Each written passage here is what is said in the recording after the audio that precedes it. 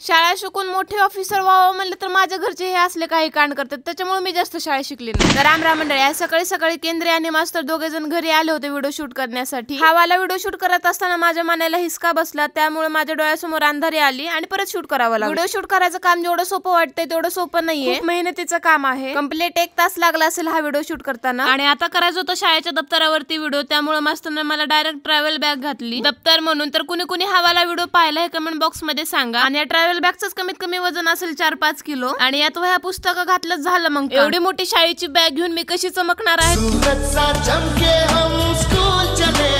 त्याच्यामुळे सांगते, तुम्ही चांगला अभ्यास करत जा. तर माझं बीएससी ग्रॅज्युएशन कम्प्लीट आहे. तर तुमचं काय शिक्षण चालू आहे किंवा झालंय कमेंट बॉक्स मध्ये सांगा. एवढ्यात माझा भाऊ आला तर त्याची रिएक्शन पहा.